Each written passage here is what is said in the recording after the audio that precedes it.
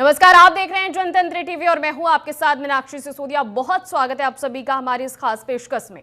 सरकार ने देश के आम आदमी को प्री दिवाली गिफ्ट दे दिया है। नई दिल्ली में हुई जीएसटी काउंसिल की बैठक 56वीं बैठक में कई बड़े फैसले लिए गए। इसके तहत टैक्स स्लैब को कम किया गया है, जिससे तमाम सामानों पर लगने वाले टैक्स का रेट कम हो जाएगा। नए रेट 22 सितंबर 2025 से लागू होंगे। नए जीएसटी सुधार के तहत 100 से ज्यादा चीजों के दाम घटने वाले हैं। इसमें जरूरी वस्तुओं, रोजमर्रा की चीजें, एग्रीकल्चर प्रोडक्ट्स और हेल्थ प्रोडक्ट्स पर टैक्स रेट में कमी की गई है। तो वहीं लग्जरी वाहनों, तंबाकू उत्पादों, कैफीन युक्त पेय पदार्थों और यहां तक कि क्रिकेट मैच के टिकटों पर भी टैक्स बढ़ा दिया गया है। यहां नए जीएसटी सुधार के तहत क्या सस्ता और क्या महंगा हुआ है, वो सब आपको आगे समझाएंगे और इसका क्या असर देश की अर्थव्यवस्था पर पड़ने वाला है वो भी हम आपको सवालों के जरिए समझाएंगे। तो फिलहाल ये तस्वीर है, जीएसटी काउंसिल की बैठक हुई जिसकी अध्यक्षता खुद वित्त मंत्री निर्मला सीतारमण ने की थी और इस जीएसटी को लेकर इस मीटिंग में कई बड़े फैसले लिए गए। और पहले इस बता दें कि स्लैब में चार स्लैब हुआ करते थे, जिन्हें घटाकर 2 कर दिया गया है। और इसी पर चर्चा करने के लिए हमारे साथ हमारे मेहमान जुड़ गए हैं। राजीव गुप्ता इकोनॉमिस्ट है। सर, सबसे पहले बहुत स्वागत है आपका हमारे साथ जुड़ने के लिए। चर्चा की शुरुआत करूंगी और सबसे अहम सवाल आपसे मेरा यही रहेगा, क्योंकि देखिए ट्रंप के टैरिफ से जहां दुनिया में उथल पुथल देखने को मिली, ऐसे में सबकी नजरें जो थी वो भारत पर थी कि भारत क्या करेगा और क्या नए कदम उठाएगा। तो क्या हम इसे ट्रंप की टैरिफ नीति का जो कटाव है वो माने, या फिर भारत की महंगाई जो बढ़ रही थी लगातार उसको कम किया जा रहा है, अर्थव्यवस्था की मजबूती देखें हम इसे? मीनाक्षी जी, पहले तो मैं आपके दर्शकों को कहना चाहूंगा कि ये बहुत खुशी का मौका है और इस पे मुझे कुछ पंक्तियां हरवंश राय जी की याद आ रही हैं। पहले मैं वो सुनाना चाहूंगा, फिर आपके पास आता हूं। जी। मुट्ठी में कुछ सपने लेकर भर के जेबों में आशाएं, दिल में है अरमान यही कुछ कर जाएं, कुछ कर जाएं। ये देश के लिए और मोदी जी के लिए है। हम्म। सूरज सा तेज नहीं मुझ में दीपक सा जलता देखोगे, सूरज सा तेज नहीं मुझ में दीपक सा जलता देखोगे, अपनी हद रोशन करने से तुम मुझको कब तक रोकोगे। मैं बिल्कुल। उस माटी का वृक्ष नहीं जिसको नदियों ने सींचा है, बंजर माटी में पलकर मैंने मृत्यु से जीवन खींचा है। मैं पत्थर पर लिखी इबादत नहीं, शीशे से कब तक तोड़ोगे, मिटने वाला मैं नाम नहीं, तुम मुझको कब तक रोकोगे। जिस इस जग में तुम जितने जुल्म नहीं उतने सहने की ताकत है। ये सब ट्रंप नीति के ऊपर है। तानों के भी शोर में रहकर सच कहने की आदत है। मैं सागर से भी गहरा हूं, तुम कितने कंकड़ फेंकोगे, चुन चुन कर आगे बढ़ूंगा मैं, तुम मुझको कब तक रोकोगे। तो ये बिल्कुल। मुझे लगता है आज हमारे देश की के ऊपर बिल्कुल फिट होती है हरवंश राय जी की ये पंक्तियां, देश पर भी और मोदी जी पर भी। वैसे तो जीएसटी घटाने का जो जो जो प्रोग्राम था वो टैरिफ नीति से पहले से ही चल रहा था। मुझे ऐसा नहीं है कि टैरिफ नीति की वजह से ये करने की जरूरत पड़ी हो, हम्म। पर ये जरूर है कि इससे अर्थव्यवस्था को बहुत फायदा होगा। मैं लोगों को बिल्कुल सिंपल शब्दों में पहले तो ये समझाना चाहूंगा कि जितनी भी आम जरूरतों की चीजें हैं, यदि वो 100 रुपए की चीज 112 रुपए 118 रुपए की मिलती थी, वो अब 105 रुपए की मिलेगी। तो बिल्कुल। मतलब चीजों में 10-11% से 7% से लेके 10-11% तक का कम हो जाएंगी वो चीजें, जैसे ये हम्म। टैक्स। अब सवाल इसमें दूसरा ये आता है, देखिए देश में कई चीजों को बैलेंस करने की जरूरत होती है। एक तरफ अर्थव्यवस्था को बढ़ाना है, एक तरफ कंजम्पशन को बढ़ाना है, दूसरी तरफ टैक्स की कलेक्शन भी होती रहनी चाहिए, क्योंकि टैक्स की कलेक्शन से ही हमारे देश की जो आगे हम इंफ्रास्ट्रक्चर बनाते हैं, जो भी चीजें इसमें तरक्की के लिए करते हैं, वो टैक्सेशन से ही आती है। हम्म। तो एक बड़ा मूव पहले करा गया जिसमें हमारी इनकम टैक्स स्लैब्स को कम किया गया था। उसमें तकरीबन, अगर हम वैसे देखें तो तकरीबन 1 लाख करोड़ का टैक्स का नुकसान होता दिख रहा था। लेकिन ये मूव ये सोच किया गया था कि जैसे ही ये पैसा लोगों के हाथों में आएगा, वैसे ही कंजम्पशन बढ़ेगी, और कंजम्पशन बढ़ने से जो टैक्स वहां से नहीं आ पाया था, वो इनडायरेक्ट टैक्सेस से ज्यादा आ जाएगा। इसका बिल्कुल सिंपल हमें रिजल्ट दिखाई दे रहा है। क्वार्टर का जो रिजल्ट आया जिसमें 7.8% का ग्रोथ इंडिया ने दर्ज किया है, जो 6 सवा 6 की जगह 7.8% का ग्रोथ दर्ज किया है, वो मेरे ख्याल से जितना हमने सोचा था उससे ज्यादा है। वो सिर्फ इसी वजह से है कि जो ये सोची समझी नीति थी कि यदि पैसा ज्यादा हाथ में होगा तो उसका मल्टीप्लायर इफेक्ट होगा और लोग ज्यादा खरीदेंगे। और जब ज्यादा खरीदेंगे तो उससे बहुत सारी चीजें लिंक्ड होती हैं, उससे नौकरियां लिंक्ड होती हैं, उससे कंपनियों का खुलना लिंक्ड होता है, वगैरह वगैरह। अब ये दूसरा जो वो है, ये है जीएसटी। जीएसटी में जब आप कमी करेंगे तो जैसा मैंने बताया कि महंगाई में काफी कमी आएगी, क्योंकि जितनी भी आम आदमी की जरूरतों की चीजें हैं, जिसे हम fast music moving consumer goods कहते हैं, साबुन साबुन तेल, जितनी भी ऐसी चीजें हैं, या फास्ट या कंज्यूमर ड्यूरेबल्स कहते हैं, जो इलेक्ट्रॉनिक आइटम्स हैं, टीवी है, फ्रिज हैं, एसी हैं, ये सभी चीजें सस्ती होंगी। और इसके सस्ते होने से भी अभी अगर आप वैसे देखेंगे तो इसमें ऐसा नजर आता है, हमारी जो तकरीबन हम $4 ट्रिलियन की इकोनॉमी कहते हैं, लाख करोड़ में समझें तो साढ़े तीन 350 लाख करोड़ का तकरीबन हमारा टोटल इकोनॉमी है। जी। उसमें 350 लाख करोड़ की इकोनॉमी में जब इस तरीके की टैक्सेशन की कमी होगी तो ऐसा दिखने में लगता है कि 60,000 करोड़ से लेके 1 सवा करोड़ तक के 1 सवा लाख करोड़ तक के टैक्स में कमी हो जाएगी जो आ रहा है। अब ये कमी कैसे पूरी होगी? कमी ऐसे पूरी होगी, मेरा मानना यह है कि यदि हमारा जैसे पहले जीडीपी की ग्रोथ जितना हम सोच रहे थे 6 सवा 6 की जगह 7.5 पौने 8 से हुई है, उसी तरह से अगर हम कंटिन्यू करते हैं इस सब को करते हुए, तो पूरा का पूरा जो जीडीपी है, यदि वो 1-1.5% ज्यादा ग्रो कर जाता है, जितना हमने सोचा था उससे ज्यादा ग्रो कर जाता है, तो वो इस सब को बहुत पूरी तरह कवर कर लेता है। पहली चीज। लेकिन सर यहाँ दूसरा, पर सवाल तो ये ये उठता है ना कि आत्मनिर्भर, कितने % तक चीजें जो है वो सस्ती हो जाएंगी और इस जीएसटी रिफॉर्म से कितना फायदा जो है वो देश को होगा और कैसे होगा, और इसमें नई स्लैब को भी इंट्रोड्यूस किया गया है। नहीं, दोनों चीजों में मैंने आपको बताया, बहुत सिंपल है, बहुत सिंपल है आम आदमी के लिए। अगर कोई 100 रुपए की चीज पे 18% टैक्स लगता था तो 118 रुपए की मिलती थी।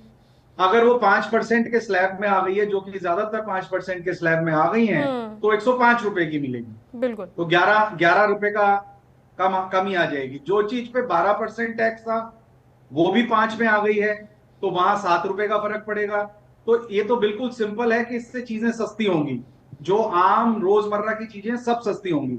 सीमेंट के ऊपर भी टैक्स घटाया गया है, उससे इंफ्रास्ट्रक्चर डेवलपमेंट की गति में तेजी आएगी, क्योंकि उसकी भी कॉस्ट कम हो जाएगी।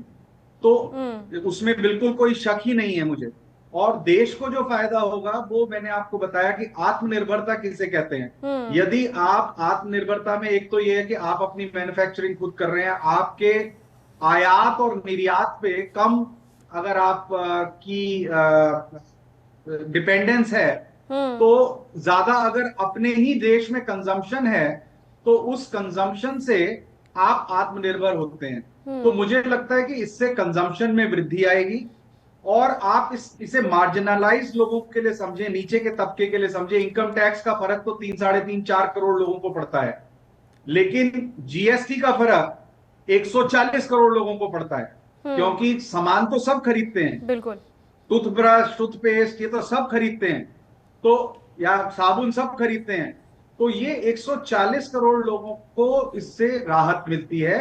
और जब 140 को राहत मिलती है, ये भी समझना जरूरी है मीनाक्षी जी की मैं और आप, हो सकता है इससे इससे ज्यादा फर्क हमें ना पड़ता हो, क्योंकि हमें इतना महसूस नहीं होता। लेकिन जिसकी आमदनी कम है, जो चीजें खरीद नहीं पाता है, जब उसका 5-7% उसको सस्ता मिलता है तो वो चीजें खरीद पाता है। उसका मल्टीप्लायर इफेक्ट क्या होता है? जब वो ज्यादा चीजें खरीद पाता है तो इकोनॉमी में कंजम्पशन बढ़ने से, कंजम्पशन बढ़ेगी तो आपको सप्लाई भी बढ़ानी पड़ेगी। सप्लाई बढ़ाने का मतलब क्या है? और उद्योग लगेंगे और ज्यादा तेजी से आपको इंडस्ट्रियलाइजेशन बेटर होगा। तो ये सब चीजें और उसका फिर फाइनल इम्पैक्ट आपकी जॉब्स पे, नौकरियों पे, सब पे आने लगता है। हम्म। तो मेरे ख्याल से बहुत बोल्ड मूव है, बहुत लेकिन सवाल कैलकुलेटेड यहाँ मूव पर है। सवाल मैं एक और उठता है, अब सवाल ये कि जब चीजें सस्ती हो जाएंगी तो उपभोक्ता खर्च और ज्यादा करने लग जाएगा ऐसे समय में। तो जो वॉल्यूम है उसको मेकअप करने के लिए, मतलब जो नुकसान यहाँ पर हो रहा है, जो आमदनी हमें होती थी लगातार, तो क्या उस आमदनी का मतलब जो भरपाई होगी वो कुछ इस तरीके से होगी, क्योंकि जो आमदनी कंजम्पशन है आमदनी वो बढ़ आमदनी जाएगा। बढ़ जाएगी। बिल्कुल। आमदनी इसलिए बढ़ेगी, जैसा मैंने आपको पहले बताया, जैसे इनकम टैक्स में हमें लगता था कि 1 लाख करोड़ रुपए का नुकसान होगा जो हमने स्लैब्स कम किए। हम्म। नुकसान होगा मतलब देश के पास जो पहले आ रहा था, अगर उसी बेसिस पे कैलकुलेशन करी जाए, उतने ही लोग टैक्स दें, उतनी ही करें, तो 1 लाख करोड़ रुपया कम हो जाएगा। लेकिन वो हम्म। 1 लाख करोड़ रुपया कहाँ गया? आपके और मेरे हाथ में आया। हम्म। जब वो 1 लाख करोड़ मेरे और आपके हाथ में आया तो हमने खर्चा ज्यादा किया। बिल्कुल। जब हमने खर्चा ज्यादा किया तो इनडायरेक्ट टैक्सेस, जो कि ये जीएसटी की कलेक्शन है, ये उतनी ही बढ़ेगी। ये तो हम्म। पिछली बार की बात हुई। अब आपने जीएसटी कम करा। हम्म। जीएसटी कम करने से, जैसा मैंने आपको बताया कि सपोज, मैं इसको फिगर्स में समझाने की कोशिश करता हूं, तकरीबन, और मैं जान के इसे लाख करोड़ में बोल रहा हूं क्योंकि 4 ट्रिलियन से शायद लोगों को इतना समझ में नहीं आता है। हम्म। 400 लाख करोड़ की हमारी एक इकॉनमी है, 350 400 लाख करोड़ की। हम्म। यदि वो जो 6% से बढ़ने की जगह 7.5 8% से बढ़ जाए, तो 1 1.5% जो उसका ज्यादा बढ़ेगा, हम्म। उसका जो जीएसटी कलेक्शन होगा, वो इसको पूरी तरह से तो कवर अप कर कवर लेगा। अप कर लेगा, सिर्फ बिल्कुल। ये कैलकुलेटेड मूव इसलिए है, हम्म। क्यों, और इसीलिए मैं कह रहा हूं कि बोल्ड मूव है, क्योंकि ऐसी चीजें आप प्रोजेक्ट करते हैं कि भाई अगर ऐसा होगा तो कंजम्पशन बढ़ेगी, कंजम्पशन बढ़ेगी तो ज्यादा बिक्री होगी, ज्यादा बिक्री होगी तो जो मैंने टैक्स कम वैसे किया है लोगों को तो कम हो जाएगा, लेकिन उतनी ही बिक्री बढ़ने से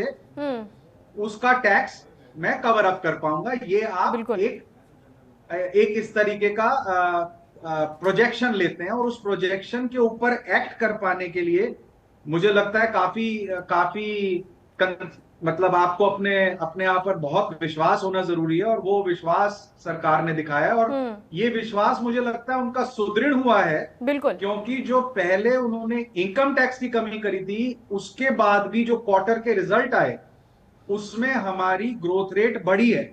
हम्म। छह सवा लेकिन छह की सर यहाँ जगह पे सेवन सवाल पॉइंट एक एट और है, परसेंट की growth rate ease of living की बात हो रही है, और दूसरा की जो छोटे व्यापारी हैं, आम जनता है, और जो एमएसएमई को लेकर सरकार लगातार बात करे, लेकिन यहाँ पर जो सवाल है वो मेन सवाल यही उठता है कि क्या जो रेवेन्यू को लॉस होगा उसके क्या मायने हैं। ये भी सवाल जो है वो लगातार विपक्ष की तरफ से भी उठ रहे हैं, और देश की जनता जो है वो भी यही सोच रही है, मतलब जो बड़े तबके के लोग हैं वो यही सोच रहे हैं कि जो रेवेन्यू को लॉस होगा उसके क्या मायने समझे जाएं इस जीएसटी रिफॉर्म से। नहीं, मीनाक्षी जी, मैंने मैंने मैंने आपको बताया कि रेवेन्यू का लॉस मुझे नहीं लगता कि गवर्नमेंट लेना चाहेगी या ले हम्म। सकती है, क्योंकि जैसे ही रेवेन्यू का लॉस होता है आपका फिस्कल डेफिसिट बढ़ता है। हम्म। आपका जो आपका खर्चा, जैसे आप सपोज घर चला रहे हैं, हम्म। यदि उसमें पैसा कम आना शुरू हो जाए और खर्चा उतना ही हो रहा हो, तो आपको उधार लेना पड़ेगा। बिल्कुल। ऐसा ही होगा ना, ऐसा ही देश का भी है। बिल्कुल।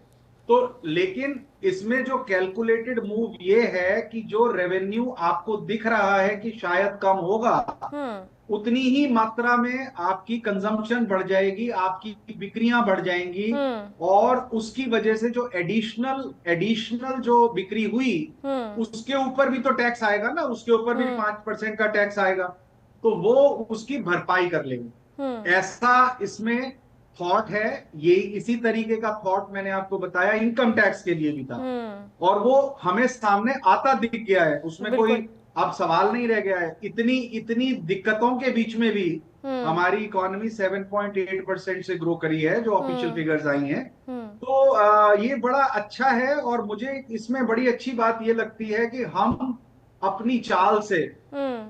चलते जा रहे हैं। मेरे ख्याल से बहुत सोची सीची नीति पे चलते जा रहे हैं। हम्म। ना हमारी किसी इकोनॉमिक नीति में कोई खास फर्क लाने की जरूरत पड़ रही है। हम्म।